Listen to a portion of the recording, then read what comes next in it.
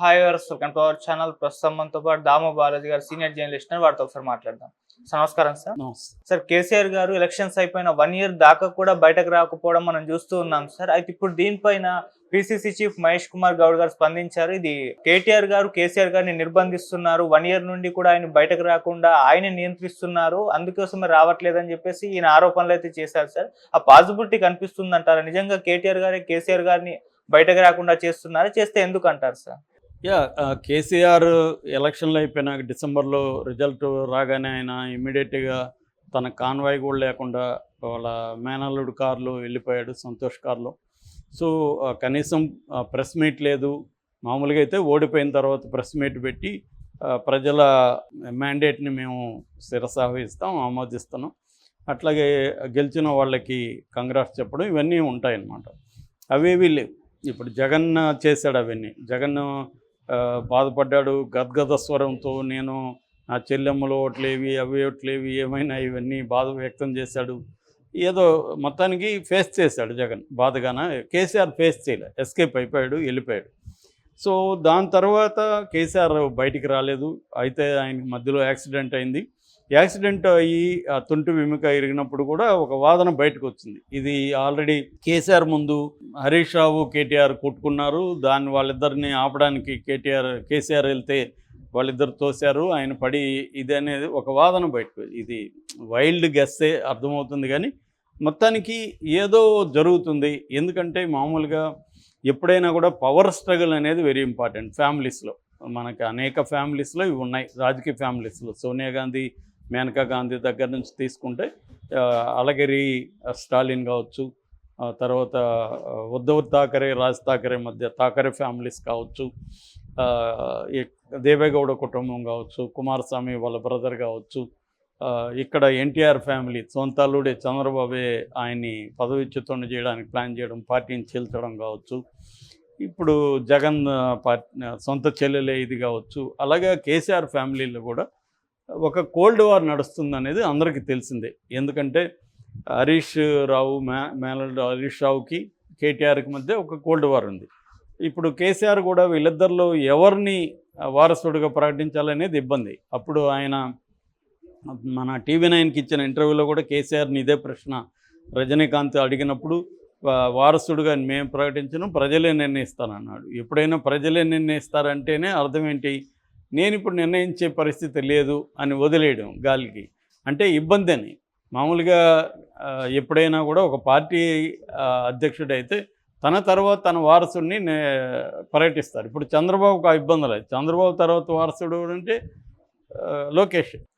ఇబ్బంది వస్తుందని జూనియర్ ఎన్టీఆర్ని ముందుగానే దూరం పెట్టేశాడు చంద్రబాబు.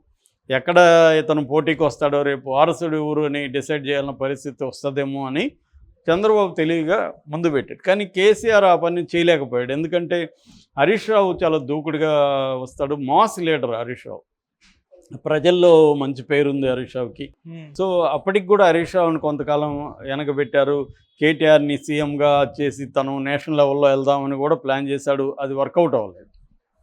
ఇప్పుడు ఏమైంది? కేసీఆర్ ఓడిపోగానే ఇప్పుడు ప్రజా ఉద్యమాలని నిర్మించాల్సిన కర్తవ్యం బీఆర్ఎస్ మీద పడింది. దీన్ని దూకుడుగా ఒకడే చేయలేని పరిస్థితి. కేటీఆర్ ఒకడే చేయలేడు. ఎందుకంటే కేసీఆర్కి అర్బన్ లీడర్గా మంచి పేరుంది, కానీ రూరల్లో గ్రామాలలో రైతులతో గ్రామీణ ప్రజలతో కనెక్ట్ అవ్వడం కేసీఆర్కి ఇబ్బంది. ఎందుకంటే ఆయన అమెరికాలో చదువుకున్నాడు, కొంత సొఫిస్టికేటెడ్. అందుకనే అతను సిటీస్లో కేటీఆర్కి మంచిది ఉంది, చదువుకున్న వాళ్ళలో మంచిది ఉంది, కానీ గ్రామాలే ఇంపార్టెంట్. ఎప్పుడైనా ఓట్ల శాతం ఎక్కువ ఉండేది అక్కడే. ఇప్పుడు కూడా బీఆర్ఎస్ కొంప ముంచింది గ్రామాలే. రూరల్ ఏరియాసే రేవంత్ రెడ్డికి అనుకూలంగా ఓట్లేశారు. సో అందుకని ఇప్పుడు ఉద్యమాల్లో కూడా ఈయన దూకుడుగా వెళ్ళగలడు. ఎవరు? హరీష్ రావు. ఆ దూకుడు, అంత దూకుడు కేటీఆర్కి కంపేర్ చేసినప్పుడు తక్కువ ఉంటుంది. సో అందుకని ఇప్పుడు వీళ్ళిద్దరిలో ఎవరినో ఒకరు ప్రకటిస్తే ఇంకొకరు అఫెండ్ అయ్యే అవకాశం ఉంది. అందుకని దాన్ని ఎప్పుడైనా చాలామంది చేసే పని ఏంటంటే క్రైసిస్ని పోస్ట్పోన్ చేయడం. క్రైసిస్కి ఇప్పటికిప్పుడు పరిష్కారం లేనప్పుడు దాన్ని పోస్ట్పోన్ చేస్తారు. చాలామంది చేసే టాక్టిక్ అది. పోస్ట్పోన్ చేస్తే కాలమే మనకు పరిష్కారం చూపిస్తుంది. ఇప్పుడు దాన్ని ఎందుకు ఎన్నుకోవాలి? ఇది మన పివి నరసింహారావు దీంట్లో ఎక్స్పర్ట్ అనమాట. ఆయన ప్రతిదీ నాంచుతాడని ఆయన పేరు. ఎందుకంటే ఆయన టాక్టిక్స్ అది. ఆయన బయోగ్రఫీ చదివాను నేను, సీతారాం రాసిన బయోగ్రఫీ. ఆఫ్లైన్ అనేది. అందులో ఆయన ఏం రాస్తా అంటే ఇప్పటికిప్పుడు మనం దానికి పరిష్కారం చూపించలేనప్పుడు దాన్ని పోస్ట్పోన్ చేస్తే మెల్లగా అదే సర్దుకుంటుంది అనేది ఆయన ఫిలాసఫీని బయోగ్రఫర్ సీతారాం కూడా రాశాడు.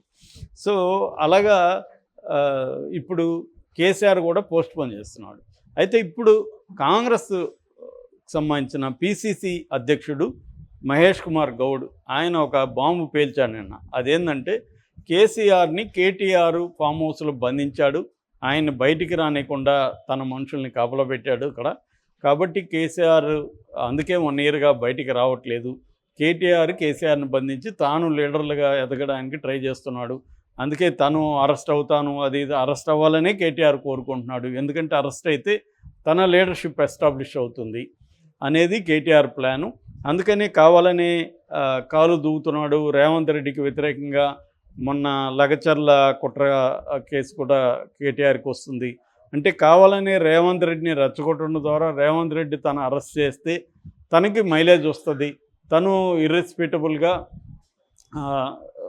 లీడర్ అయిపోతాడు. ఎప్పుడైనా కూడా ఒక క్రైసిస్ వచ్చి ఇప్పుడు మన కేసీఆర్ కూడా లీడర్గా ఎలా ఎస్టాబ్లిష్ అయిపోయాడంటే ఆయన అప్పుడు నిరాహార దీక్ష చేయడం, ఆ విజువల్స్ అంతా బయటికి రావడం, అంటే ఆయన తెలంగాణ కోసం చనిపోవడానికి కూడా ఆత్మార్పణకు కూడా సిద్ధమయ్యాడన్న ఒక ఇది రావడం, ఇదంతా ఉంటుంది. అంటే అరెస్ట్ అయితే వాళ్ళకి ఆ పేరు వస్తుంది లీడర్షిప్. అయితే ప్రాపర్గా జరగాల. ఈమెకి రాలేదు ఆ పేరు, కవితకి రాలే. ఎందుకు? ఆమె ఒక లిక్కర్ కుంభకోణంలో అరెస్ట్ అయింది కాబట్టి ఈమెకి ఇక్కడ సంపాదించిన సరిపోలేదు, ఢిల్లీలో కూడా పోయి ఇదేమి గ్రీడు అని జనాల్లో అనుకున్నారు, అంటే నమ్మారు దాన్ని. కానీ కేటీఆర్ పరిస్థితి ఏంటి? కేటీఆర్ కుంభకోణాలు ఏం పెద్దగా లేవు ఆయన మీద. ఉన్నది అదేదో 155 కోట్ల కుంభకోణం, అది ఎట్లాగో జరిపారు. ఈ ఫార్ములా రేస్ జరగకుండా తినేసింది ఏం కాదు, జరిపారు. దాంట్లో దుర్వినియోగం ఏమన్నా ఏంటోది. ఆ 155 కోట్లు ఆయన ఒకవేళ తింటే ఎంతో తింటాడు కాబట్టి దాని మీద పెద్ద జనాలకి లేదు.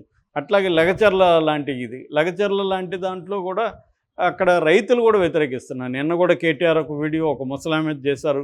పోలీసులు దొంగల్లాగా మా ఇంటికి వచ్చి గడ్డపారతో తలుపులు పగలగొట్టి నా కొడుకు నీళ్లు కట్టడానికి వెళ్తే నా కొడుకుని మధ్యలోనే పట్టుకున్నారు. నేను వెళ్తుంటే కూడా నన్ను ఆపి నా కర్ర లాక్కొని ఎక్కడికి వెళ్తా ఉన్నాం ముసల్దానా, ఇల్లు తిరిగి చెప్తావా అని నాకు కళ్ళు కనపడడం ఆయన అంటే కూడా వినలేదు అని ఆమె వీడియో చేసి ఆ వీడియోని కేటీఆర్ ఇది చేశాడు. అంటే అక్కడ నిజంగా జనంలో వ్యతిరేకత ఉంది, ఫార్మాసిటీకి సంబంధించి రైతుల్లో వ్యతిరేకత ఉంది.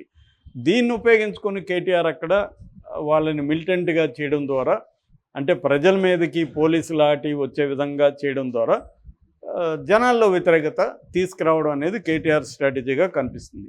అంటే కేటీఆర్ ఏం చేస్తున్నాం అంటే రేవంత్ రెడ్డిని విపరీతంగా రెచ్చగొట్టి తనను అరెస్ట్ చేసే విధంగా చేసుకుంటే తను జైలుకి వెళ్తే తను ఒక లీడర్గా ఎస్టాబ్లిష్ అవుతాడు అనేది కేటీఆర్ ప్లాన్గా కనబడుతుంది. దీనికి ఇప్పుడు కేటీఆర్ ఎస్టాబ్లిష్ అయ్యి స్టేట్ లీడర్ కావాలంటే కేసీఆర్ బయటికి రాకూడదు. ఎప్పుడైనా పెద్ద గీత చిన్న గీత ఉంటుంది. పెద్ద గీత లేనంత వరకు చిన్న గీత పెద్దగా కనబడుతుంది. దానికి ఒక పెద్ద గీత వచ్చేస్తే ఇది చిన్నగా అయిపోతుంది కంపారేటివ్లీ.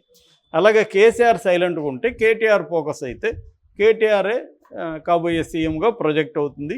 అప్పుడు మన హరీష్ రావు సైలెంట్గా, అంటే సెకండ్ ఫిడిల్ అంటాం, సెకండ్ స్థాయిలో ఉండిపోయే పరిస్థితి ఉంటుంది. రేపు పొద్దున కేటీఆర్ ముఖ్యమంత్రి అయితే ఈయన ఉప ముఖ్యమంత్రి అవ్వచ్చు.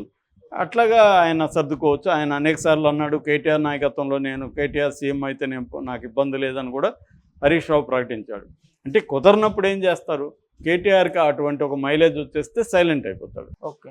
సో ఈ స్ట్రాటజీని అమలు చేస్తున్నట్టుగా కనబడుతుంది. మరి అది కేసీఆర్ని ఒప్పించి కేటీఆర్ ఈ పని చేస్తున్నాడా, లేదా కేసీఆరే ఈ స్ట్రాటజీ కేటీఆర్కి చెప్పాడా, నేను సైలెంట్గా ఉంటాను నువ్వు దూసుకుపో అప్పుడు నీకే మైలేజ్ వస్తుంది, నువ్వే భవిష్యత్తు లీడర్గా ఎదుగుతావు అని కేసీఆరే సలహా ఇచ్చాడా, లేకపోతే ఇద్దరు కలిసి మాట్లాడుకొని ఒక ప్లాన్ ప్రకారం వెళ్తున్నారా అనేది కరెక్ట్గా తెలియదు. కానీ ఏదేమైనా కేటీఆర్ నెక్స్ట్ కాబోయే సీఎం, అంటే నెంబర్ 1 లీడర్ ఎవరు బీఆర్ఎస్లు అంటే కేటీఆర్ఏ అన్న ఇదైతే ప్లానింగ్ అయితే జరుగుతున్నట్టుగా మనకు కనబడుతుంది.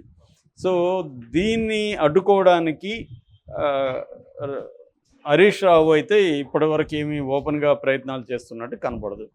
దీన్ని ఉపయోగించుకొని బీఆర్ఎస్లో ఒక పవర్ స్ట్రగుల్ జరుగుతుంది అని చెప్పడానికి మహేష్ కుమార్ గౌడ్ ఈ యాంగిల్ తీసుకొచ్చాడు. ఏది కేసీఆర్ని కేటీఆర్ బంధించాడని. అది అసలు నమ్మశక్యంగా లేదు. కేసీఆర్ని కేటీఆర్ బంధించే పరిస్థితి లేదు. రేపు పొద్దున్న లీక్ అవుతుంది. కేసీఆర్ అంత బలహీనుడేం కాదు. ఆయన బంధిస్తే సైలెంట్గా ఒకవేళ ఇంటి చుట్టూ కాపలా పెట్టంటే ఆయన వీడియో చేయలేడా, జనాలకు చెప్పలేడా? కాబట్టి ఆ స్థాయి ఉంటుందని నేను అనుకోవట్లేదు. రెండోది కేసీఆర్ని బంధించాల్సిన అవసరం కూడా లేదు. కేసీఆర్ కేటీఆర్కి ఏం అడ్డురాడు.